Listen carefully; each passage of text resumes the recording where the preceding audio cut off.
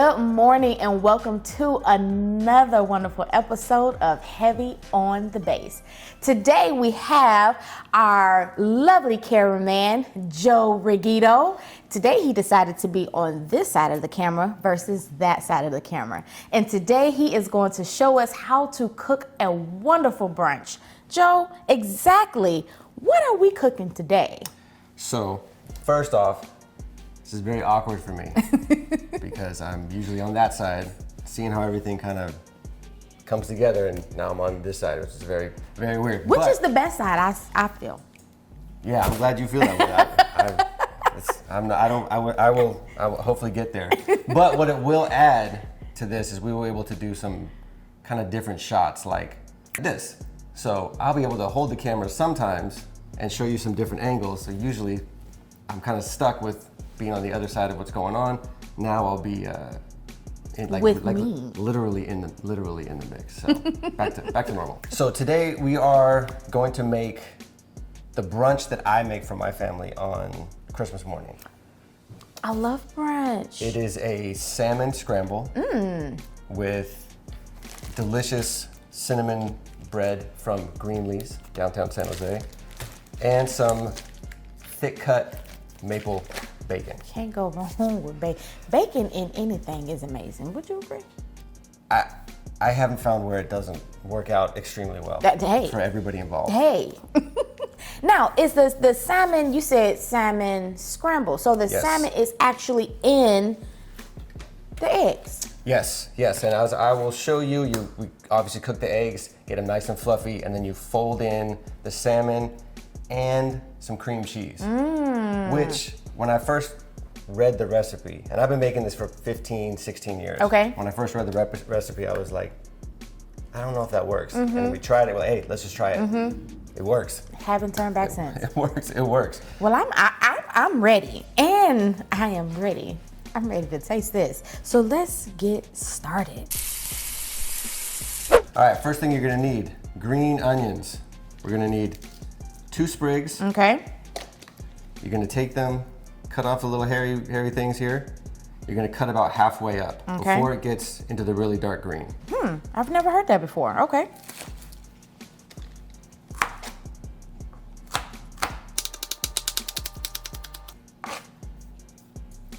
All right. Onions are ready to go. Okay. Next, eggs. Now, would you prefer organic eggs or any egg will do?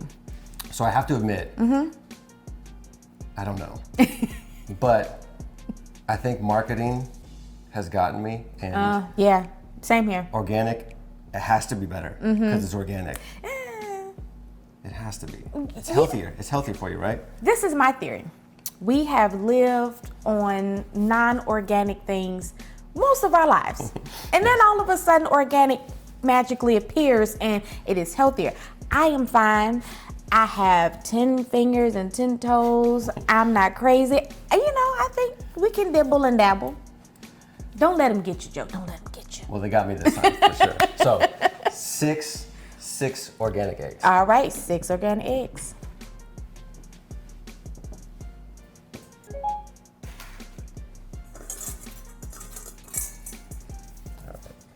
Because I'm about to say, what is he doing?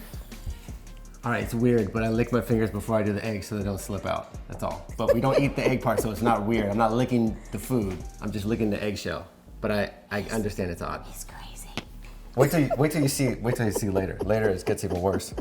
Like, you really gotta trust the person that's making this. Hey, I'm just along for the ride. Now, I will say this. Eggs were the first dish that I learned how to cook. So, in my opinion, I am an egg expert. I don't know about you, but I'm an egg expert. I actually heard that you guys have an egg competition going on in this very and house. And I'm the best one. Yeah, that's not what I heard. Don't believe the hype. Yeah, don't worry. So this is one thing about this recipe. I got that little butter. That's why you gotta trust whoever's making this. You gotta trust them because their hands are gonna be all in it. So this is nothing compared to what's gonna go down towards the end. You'll see. Whisk. See, y'all, when I tell you, you got to put some of that elbow grease in it, Make it real nice and fluffy. Turn a little bit. Make sure all the egg, all the yolk. Boom. Can't nobody do it better than me. I'm sorry. Next, take this, pop it in the freezer, keep it nice and firm. Turn the stove on, low. Low and slow. Yeah. Medium saucepan. We're gonna use Kerrygold butter, which I think is the greatest butter in the world. Hey now. What you got? Where's yours? Let me tell you something. I am an equal opportunist butter user, okay? All butter works for me as long as it's unsalted. I'm fine with it. Don't just single out one butter, Joe. I'm a snob, and Kerrygold's the one is mine. So we're gonna use 4 ounces of Kerrygold butter. Oh, you know what you're doing.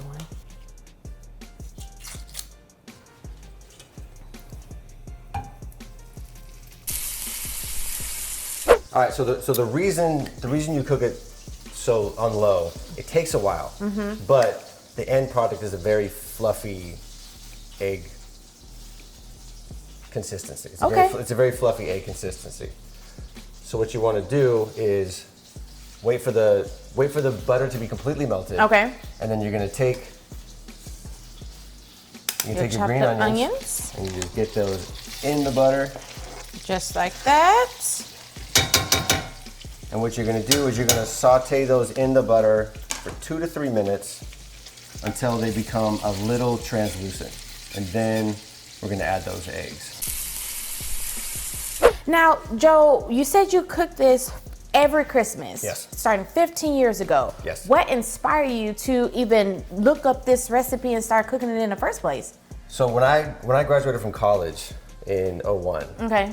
I kind of picked up some very menial cooking skills in college just because you're on your own and, you gotta survive. gotta survive. So when I got home, I did a year at home before I moved back out. Okay. So I, 22, 23, and I liked cooking. And my parents said, "Hey, we'll pay for the groceries if you do the cooking." So I just kind of went nuts. Wow. So we were doing. I was doing everything. So this was just one of the things. It's like, hey, let me make Christmas breakfast, and my mom's like, hey, cool, I'll chill out. I'll chill out on Christmas. Absolutely. And so I tried it out one time, and literally, it's been it. It's been it 15, 16 years. 15 years. Yep. I cannot say that there is one dish that I regularly cook or traditionally cook for anything. So I am, after 15 years, you've added a little bit, you've done it. No, this is it. So I will say this, and there's maybe because of so my mom, we have the same thing every single Christmas Eve. Okay. We have lasagna Christmas Eve for dinner. Every year, for 43 years. What? We've had lasagna. So it might have been just the fact that there was already kind of something established where there's a tradition for certain meals, certain times. And it was really the only time of the year she would make it. Okay. It wasn't like she made lasagna all the time. It was my favorite meal. But she Christmas Eve, that was it. You knew for sure you was going to get it. Yep. And so now for Christmas, Christmas is a time where you spend with family and maybe some friends. Would you say that this is also a time for you to get to know God a little bit more, seeing that it is Christ's birthday? I wouldn't say that necessarily Christmas. I mean, you obviously reflect on that because it's Christmas. But what does get me to reflect on God and relationships with God and blessings is the family at Christmas. Everybody's together. Yeah. Everybody's in a good mood because it's Christmas. You're giving gifts. And you're smelling making the food. Everything. Yeah. So it's definitely a time where you reflect on your relationships, and it comes at the end of the year. Yeah. I'm very big at New Year's stuff. Like what worked last year, what didn't work, what are the goals for next year. So kind of all of that stuff That's a good tip. is very, it makes it very easy to connect to God. Wow. Because you think about all the blessings you had the year before. Yes. You're thinking about lessons you need to learn. Absolutely. You're thinking about what you need to do next year. And it's kind of, for me, it's like, that's always my favorite time of the year. Absolutely. Thanksgiving to New Year's I'm locked in. That is a really good tip, because oftentimes, let me not speak for you, I will speak for myself. Oftentimes I don't go back and think about how God has blessed not just me, but my family.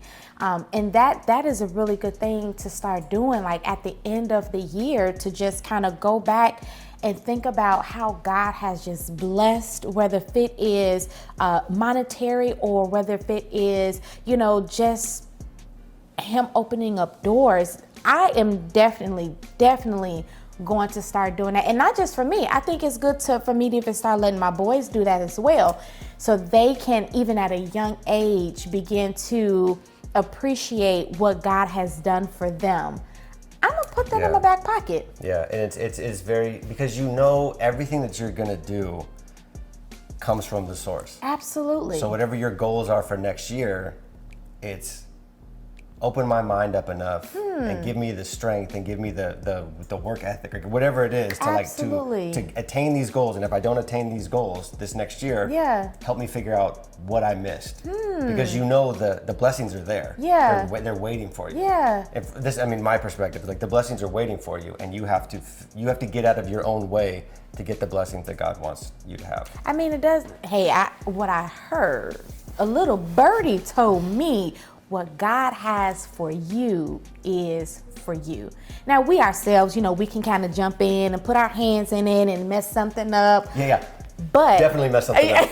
Definitely mess something up, for sure. But you can still obtain it. It may just take a little longer to actually obtain what God has for you. Yeah, and part of the thing is He needs you in a certain place to give you the gifts you want. So if you don't figure out whatever it is you were missing, big stuff, little stuff, you're not ready for the blessing. So it's like, to me, it's like that.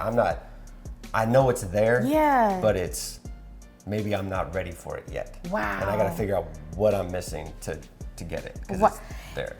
What I'm actually just registering now, what you said earlier, is not only do you, at the end of the year, you kind of thank God for the blessings and everything like that during the entire year, but you go into the next year asking God, okay, what should I be doing? How should I be doing it? I have never done that. That is also a really good practice to take upon, to just say in the beginning, before the entire year starts, God, what do you want me to do? Lead me and guide me, direct me. And if I'm not getting it right, show me. Please show me what I'm missing. That is amazing. 2 great tips to start. One at the end. Thank God for the blessings that He has given you, not just you, but your family, your health and everything. And then 2, in the beginning of the new year, ask God to direct your path for the entire year. And wherever you're getting it wrong, ask for corrections. Dude. Hey. So the onions are translucent, the butter's melted. Set your oven to 400 degrees before we start cooking the eggs, because it does take a while because you're cooking on low, and get the thick sliced bacon in there. Cooking on 400 for 18 to 22 minutes. And now we got to take these eggs and get them in the pan. And remember, we're cooking on a low heat because we want these eggs nice and fluffy. Joe, this is looking and smelling so good. With all of that. So I come from a household where you waste nothing. You hear me? I gotta turn the right way so you don't see the behind the scenes stuff. So you need a rubber spatula, because what you're gonna do, you're cooking it very, very low and slow. And what you wanna do is you're gonna be scraping the pan pretty consistently. It's almost like, if anybody of you have made risotto, it's kind of the same thing. You're constantly kind of mixing and stirring. So you're gonna kind of do the same thing with this, because it's a very low temperature. And I will admit, so I usually double this recipe for my family. And you're gonna get to a point after a couple minutes, you're like, is it cooking? Because you keep scraping and nothing's happening. Nothing's solidifying, nothing's happening. it's cooking, I promise. But you gotta be ready for it. And all you're doing with the rubber spatula is you're literally just kind of going in and making sure that if it's solidifying on the bottom, that you are lifting it up and getting it back in the mix. What would you say was like your first, oh man, I really messed this up dish? So as we've been filming this, I obviously get to watch and think about, okay, what am I gonna say? And I don't have a first one where I really messed up. Now, come on. No. I'm not saying I haven't messed up. Okay. No, not that. So I was trying to think about it. So usually my mistakes come around unfamiliar grills. So we'll be on vacation. Like, so a few years ago, we were on vacation to San Diego. Okay. Renting this house across the street in Pacific Beach. Got the grill. We have my whole family's there. Family from Washington, family from Colorado. All of us are there. I get these 2 huge salmons to grilling. I have not used this grill. Sounds good. It would have been. Well, half of it would have been good. So you get it on there, and these grills they say, hey, it's a 4-burner grill. But if you turn all 4 burners on, it gets too hot, even if you have it low. So I'm grilling the salmon. It's seasoned up. It's oiled. Everything's nice. I have it on the right temperature. While I'm doing stuff in the kitchen. I look outside. Fire. No. There's fire. A whole fire. So we have 2 huge steaks. Salmon's not cheap either. 2 huge It steaks. surely is not. 2 huge steaks. One of them's gone. So I would say most of my errors come around the grill, and there's fire involved. there's too much fire involved. Wait a minute. I'm surprised you still got your eyebrows. I know. I'm quick. I got reflexes. But so I tried to make so I'm Italian. Okay. And I was like, eventually, I'm 43 years old. Eventually, I have to learn how to make homemade pasta. I do everything else. I've never made homemade pasta, and I did it. I've done it one time, probably about 2 months ago.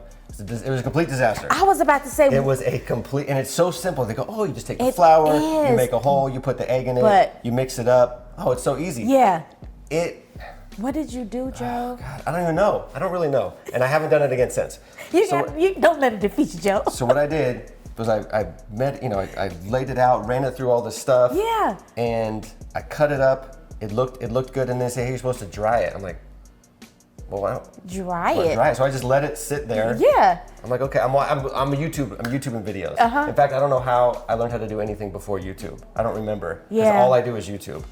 And I cut it all up, and I'm like, okay, here, and then I push it together, and I put it in the pot, and when I pushed it together, it all stuck together. So it was one giant, horrible tasting, thick, disgusting noodle, and it was like, and my wife and daughter, it's not bad. The sauce was good. The sauce was great, but they're eating like, it's not bad. I'm like, stop it. It's awful. Don't. I would have told you. No. It was in neon lights. It was terrible. There was no like questioning. Is this good? It was like this is awful. This is awful. Complete trash. You're gonna get close to where the eggs start really cooking, and you're at the point where Lady Porche is at right now. This is looking good, y'all. Where you really gotta get in there and scrape that pan.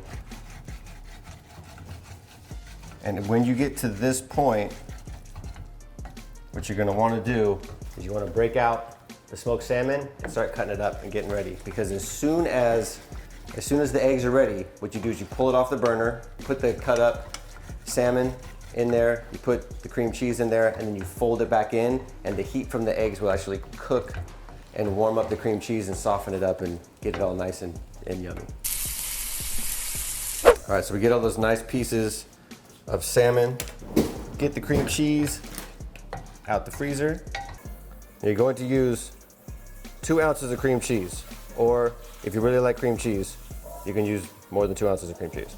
Remember when I said that you have to really trust the person that's making this? This is why. Because the only real way to get this into here is to take little chunks with a knife, put it in your finger, and then put it in here. So you really have to trust the person that's making this, because they're gonna get cream cheese on their fingers, it's gonna get into the food, and if you don't trust them, or even if you do trust them, but you don't trust them to be not nasty, this is not the meal. This is not the meal to eat from them. Next, you're gonna take the salmon, literally just dump it on in there. Oh, yes. All of it. All of the yumminess. And then once it's in there, you're just gonna fold the eggs over so you're not breaking them down. You're just mixing them in. Now all we gotta do is we have to get the bacon out of the oven. Once the bacon is ready, take the oven and put it on a low broil, because then you can put the bread in and watch the butter melt. I am ready. Come on, get your fork. We got to get in this together. Let's just remind the people. Cinnamon bread from Greenlee's, which is downtown, and I think they sell the bread pretty much in any grocery store. I know they do in Costco Joe, and Nob Hill. I've been waiting to eat this food. Oh, let me shush. Hey, please.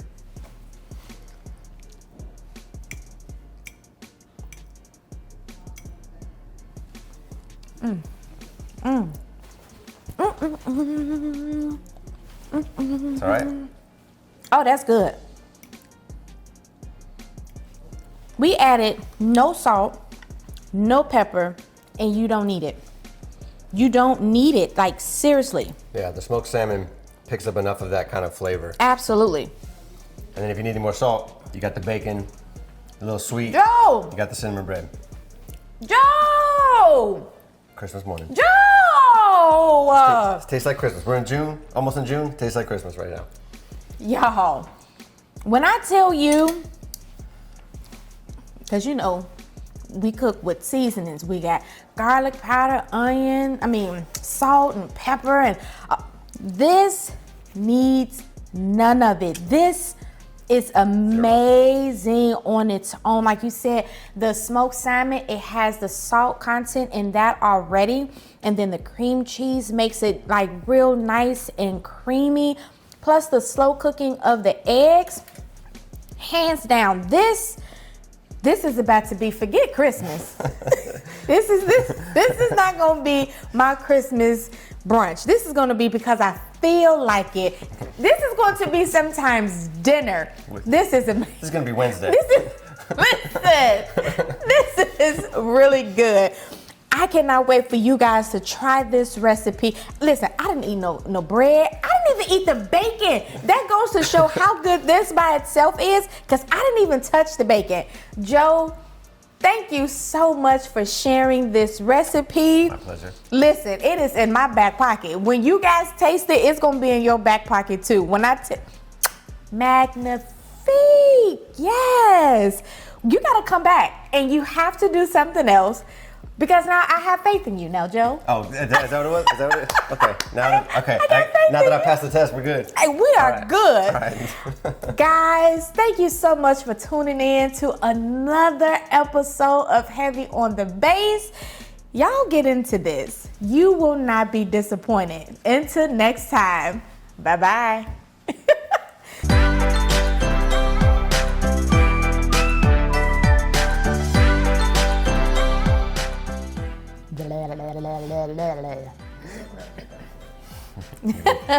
we have that. Have you ever woken No, you know what it did? I didn't push record.